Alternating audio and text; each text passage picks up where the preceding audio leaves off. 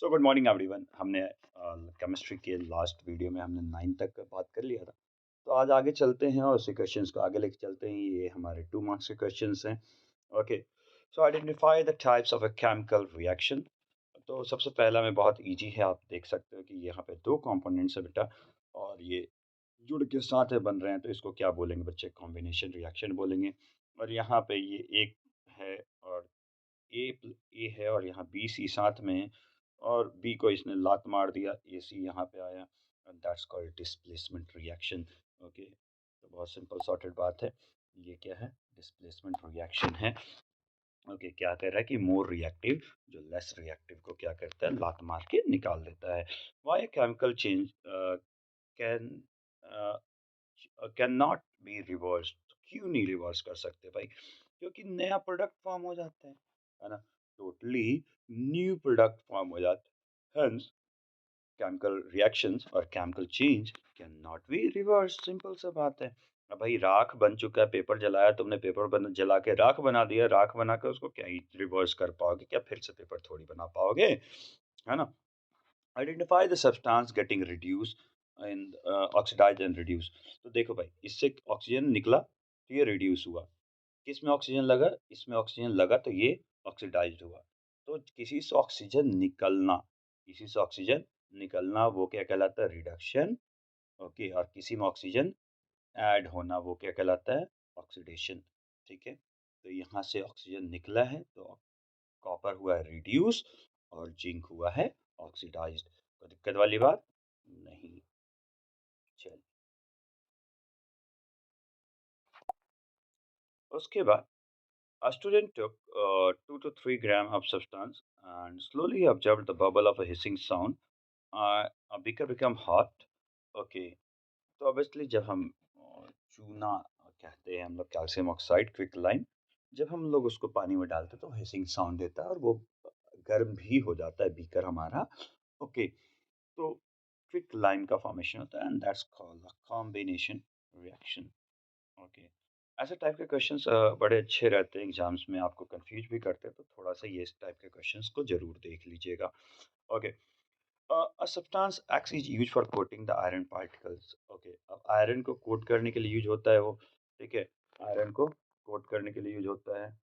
ठीक है, उसके बाद क्या कह रहे हैं? Reddish brown metal Y. Okay,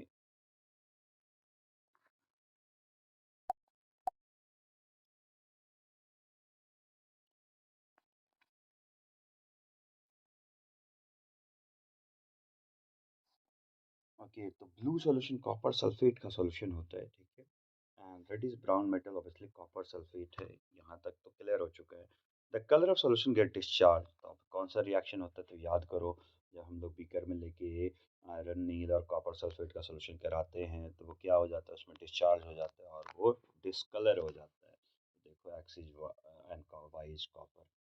ठीक है, तो रिएक्शंस याद रखोगे, एक्टिविटी याद रखोगे तो जीवन आसान हो जाएगा। ओके, चलिए आगे चलते हैं। Burn, okay, found in a ribbon, form of a ribbon, and it burn with a dazzling flame. तो ये वर्ड डैजलिंग फ्लेम ही अपने आप में काफ़ी है। और ये वाइट पाउडर बी होता है जो मैग्नीशियम ऑक्साइड होता है, विच इज बेसिक नेचर। तो metal oxides are basic in nature. ये सारा बात आई गेस मैंने बोल दिया, और बैलेंस केमिकल इक्वेशन भी यहाँ लिखा हुआ है, तो कोई दिक्कत वाली बात नहीं होनी चाहिए। Why should a magnesium ribbon clean before burning in air? क्योंकि उस पे ऑक्साइड्स के लेयर हो सकते हैं, and that's why that need to be clear, that need to be, you know, उसको साफ करना जरूरी है। ओके, ठीक।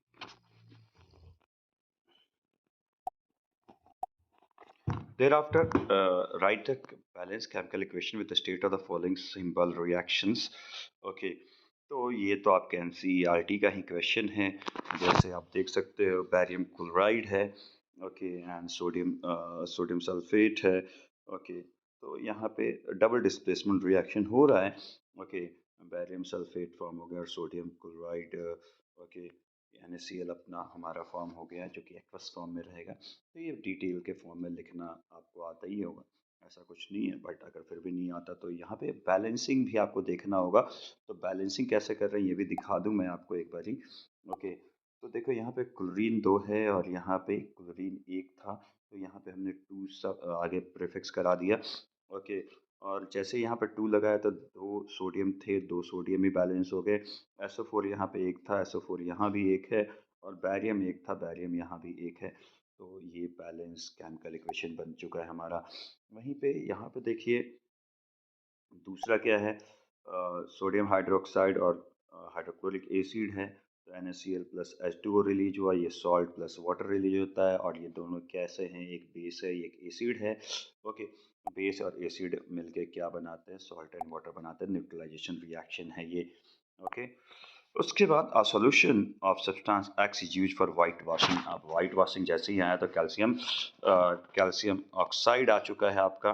Okay, name a substance X, right इस formula, rather reaction of substance water के साथ, तो सिंपल सा अगेन वही फिर से आ चुका है हमारे पास।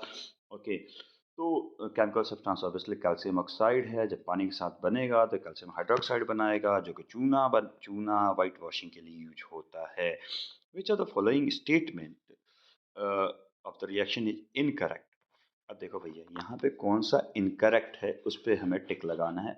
और ओके, तो यहाँ पे लीड ऑक्साइड है, कार्बन के साथ रिएक्ट हो रहा है, लीड बन रहा है और कार्बन डाइऑक्साइड रिलीज हो रहा है। सो lead is getting reduce, oxygen हटा है इससे तो रिडक्शन हुआ है, तो ये बात सही है। कार्बन डाइऑक्साइड गेटिंग ऑक्सीडाइज, तो कार्बन का okay, carbon dioxide getting oxidise, carbon is getting oxidise, यहाँ पे एक डाइऑक्साइड फॉर्म हुआ है और ये ऑक्सीडाइज हुआ है। लीड इज गेटिंग ऑक्सीडाइज नहीं, लीड ऑक्सीडाइज नहीं, उससे ऑक्सीजन निकला है तो ऑक्सीडाइज नहीं होगा। लीड इज गेटिंग रिड्यूस्ड, तो देखिए ऑक्सीजन का निकलना वो आपको रिडक्शन ही कहलाता है। तो ए बी एंड सी तीनों ही आंसर करेक्ट हो जाते हैं। ओके, और इनकरेक्ट कौन बचा, so lead is getting oxidise. ठीक है, तो ये इनकरेक्ट बात है, बाकी सारे बात सही हैं। ओके ओके, तो ऑप्शन नंबर सी, इनके ऑप्शन देखने की ज़रूरत आपको नहीं है। Option number C is incorrect. Okay, lead is getting oxidise, lead oxidise नहीं हो रहा है। ठीक है, चलिए। अच्छा, यहाँ पे पता नहीं इन्होंने कैसे बंद लगाया, छोड़ा नहीं। In the refining of silver recovery, the recovery of the silver from the silver nitrate is involved. The displacement by the copper metal. Write down the reaction. अब देखो भैया, ये डिस्प्लेसमेंट रिएक्शन करवाना है आपको, सिल्वर नाइट्रेट के form में है, उसको कॉपर से रिएक्ट करा के कॉपर नाइट्रेट फॉर्म कर देना है और सिल्वर अलग हो जाएगा। सिंपल सा है, और बैलेंस केमिकल इक्वेशंस आपको बैलेंसिंग आना चाहिए। एक बार फिर से आपको बैलेंसिंग में दिखा दूं, तो यहाँ देखिए कॉपर दो है, एक है कॉपर, एक है बैलेंस्ड है, और NO3 होल 2 है, तो NO3 होल 2 करने के लिए यहाँ पे 2 से मल्टीप्लाई करना पड़ेगा। ओके, और सिल्वर भी यहाँ पे 2 है, तो इसको 2 से मल्टीप्लाई कर दिया है, तो ये दोनों तरफ right hand side left hand side balance है, तो हमारा काम यहाँ पे हो जाता है। What do you mean by precipitation reaction? Precipitation reaction क्या होता है? तो प्रेसिपिटेट फॉर्म करना मतलब कोई जो इनसॉल्युबल सब्सटेंस होता है, रिएक्शन के बाद में जो बॉटम में बच जाता है, उसे हम प्रेसिपिटेट बोलते हैं। A chemical reaction in which the insoluble substance precipitate is formed is called precipitation. अब कोई भी रिएक्शन यहाँ पे हम लगा सकते हैं। ओके, AgNO3 या NaCl, सिल्वर क्लोराइड फॉर्म होगा और सोडियम नाइट्रेट फॉर्म होगा। ठीक है, a shiny brown color element X become black in color, again copper है भाई। देखो, जब कॉपर को हीट करते हो वो ब्लैक कलर का हो जाता है, रस्ट कॉपर को हीट करने में ब्लैक होता है, और जब उसका सल्फेट वगैरह रहता है तो copper sulphate blue in colour होता है। ओके, तो ब्लैक कलर तो ऐसे ही दिख गया था मेरे को। Okay, copper oxides are black in colour. ठीक है, why do apply paint on iron articles? तो सिंपल सा बात है, हम नहीं चाहते कि हमारे आयरन आर्टिकल्स क्या हो, रस्ट हो, हम उनसे बचाना चाहते हैं उसको, है ना।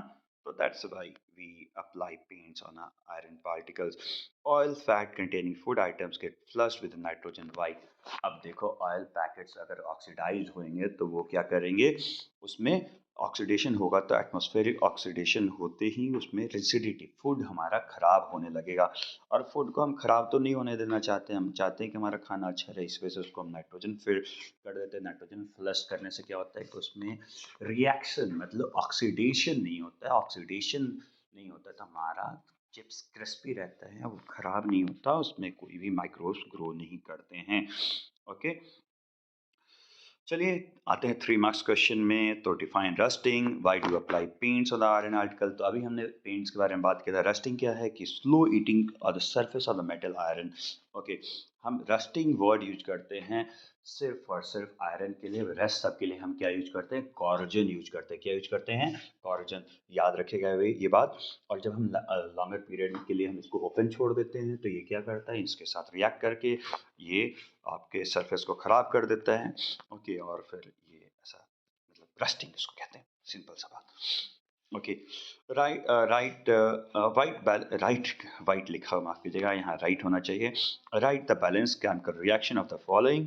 सो पोटासियम ब्रोमाइड है और पोटासियम आयोडाइड है, तो KBr, ओके, और BaI2, इनको हमें रिएक्ट कराना है और इसका रिजल्टेंट फॉर्म करना है potassium iodide and barium bromide. तो potassium iodide Ki and barium bromide BaBr2।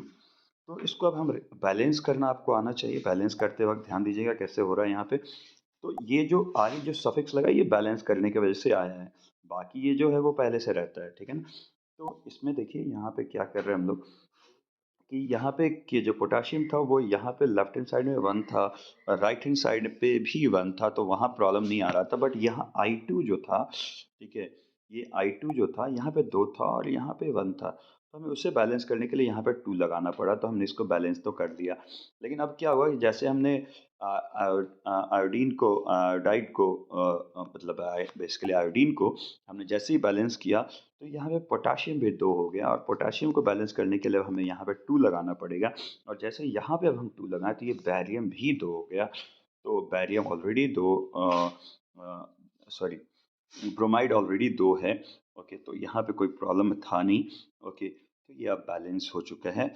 Okay, हाँ, ठीक, ऐसे करके हम बैलेंस करते हैं। मैं हिट एंड ट्रायल मेथड पे ही विश्वास करता हूँ। अभी आपके पर्सनल चॉइसेस, आप कैसे करना चाहते हो। उसके बाद हमारा जिंक कार्बोनेट है। ओके, जिंक कार्बोनेट जब यहाँ पर डिकम्पोजिशन रिएक्शन हो रहा है, डिकम्पोजिशन रिएक्शन में जिंक कार्बोनेट जो फॉर्म कर रहा है वो जिंक ऑक्साइड और कार्बन डाइऑक्साइड फॉर्म कर रहा है। तो zinc carbonate ZnCO3 gives the ZnO plus CO2। Okay, so what does it mean. तो आपका यहाँ पे ये already balance, I don't think so इसको बैलेंस करना पड़ेगा, फिर भी हम चेक कर लेते हैं। तो आइए समझते हैं कैसे हो रहा है बैलेंस।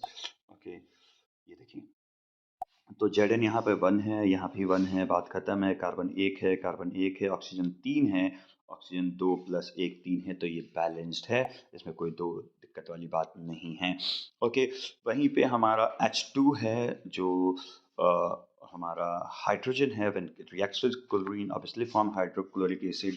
ओके, HCl, बट यहाँ पे देख सकते हैं 2 हाइड्रोजन है, 2 क्लोरीन है, बट यहाँ पे सिर्फ HCl था, तो हमने यहाँ पे प्रीफिक्स में 2 लगा दिया और 2 लगा के इसको हमने कर दिया बैलेंस। ओके, चलिए आगे बढ़ते हैं। Reaction is given below. Okay, write the ionic equation of the following reaction. Ionic equations के फॉर्म में लिखना है। Ionic equation can represent by 2 halves equation. Write these equations and explain why it is a redox reaction. Okay, तो ये आपके लिए बड़ा question है। ओके, तो हाफ आयोनिक इक्वेशन मीन्स क्या, सिंपल से उसके आयंस के फॉर्म में आप इक्वेशन लिख दो, ठीक है। तो Zn में आउटर मोस्ट पे कितना होता है, Zn पे 2 होता है, तो यहाँ पे देखो 2 के फॉर्म में लिख दिया, H2 है, ठीक है। तो the half ionic equations are, ठीक, आपको हमारा इक्वे देखो, इसमें आउटर मोस्ट में ये क्या करता है, Zn देता है, तो गिवर है, और ये यहाँ पे क्या कर रहा है, ये जो लेगा तो उसमें माइनस लग गया है और ये बना दिया है H2, ठीक है। The first half represent the oxidation since the loss of electrons and half, obviously जब इलेक्ट्रॉन लूज करेगा, मतलब जो भी कोई दे रहा है तो वो क्या कर रहा है, अपने आप को ऑक्सीडाइज कर रहा है, और वहीं पे जब वो खुद एक्सेप्ट कर रहा है तो उसका मतलब क्या होता है, रिड्यूस कर रहा है। What is neutralization reaction and why they are named so? Give one example. Neutralization reaction क्या है? When the acid and base react together to form salt and water. Okay. तो salt and water जब form करते हैं तो उनको हम बोलते हैं neutralization reaction. पोटेशियम हाइड्रोक्साइड और नाइट्रेट है, तो ये क्या कर रहा है, कि हमारा ये रिएक्ट कर रहा है साथ में, and they are neutralising each other. हम लोग उससे ज़्यादा सिंपल तो नहीं, तो NaOH ले लो ना आप, और प्लस HCl ले लेना जो कि हमने पहले भी लिया था, तो हमारा NaCl okay plus H2O form हो जाता है। तो ये भी बहुत सिंपल हमारा न्यूट्रलाइजेशन रिएक्शन है जो कि हम अक्सर हमें याद रहता है, तो हम ये भी दिखा सकते थे। ओके, चलिए आगे बढ़ते हैं। Identify the types of reaction that's taking place. So obviously first you can see that the displacement, two displacement reactions are there. Okay, so यहाँ पे क्या हो रहा है कि पहले में ऑक्सीजन को अलग किया गया है। ओके, और तो पहले यहाँ पे देख सकते हो कि यहाँ पे कार्बोनेट अलग हुआ है, सॉरी माफ करना, कार्बोनेट अलग हुआ है, और यहाँ क्लोरीन आकर मूव हुआ है, और इसके साथ हाइड्रोजन के साथ कार्बोनेट लगा है, तो दोनों ही तरफ डिस्प्लेसमेंट हुआ है, दोनों ही जगह पे, तो इस वजह से इसको डबल डिस्प्लेसमेंट रिएक्शन हम बोलेंगे। ठीक है, वहीं पे सोडियम ब्रोमाइड है और रिएक्ट्स विद क्लोरीन, तो अगेन ये हमारा ब्रोमाइड अलग हुआ है और क्लोरीन जाके सोडियम के साथ लग गया है, तो एक ही डिस्प्लेस हुआ है, तो इस वजह से ये सिर्फ और सिर्फ डिस्प्लेसमेंट रिएक्शन होगा। और फिर आखिरी में क्या है हमारा, देखिए कॉपर ऑक्साइड है, जब हीट किए तो कॉपर और ऑक्सीजन अलग हो गया, तो बेसिकली एक कंपोनेंट्स को दो पार्ट में टूटने को हम क्या बोलते हैं, डिकम्पोजिशन रिएक्शन बोलते हैं। तो यहाँ पे हमारा पार्टिकल जो हो गया वो डिकम्पोज हो गया। ठीक है, a student draw a few pieces of marble in a dilute hydrochloric acid containing a test tube. Okay, तो टेस्ट ट्यूब में डाइल्यूट हाइड्रोक्लोरिक एसिड डाले हुए gas evolve when pass through a lime water, तो भैया देखो भाई carbon ही आता है, ठीक है, carbon dioxide, what change would you observe, तो भैया लाइम वाटर टर्न्स मिल्की हो जाएगा। राइट द बैलेंस का कैलकुलेशन, तो ये अब तो इतनी बार कर चुके हैं हम लोग।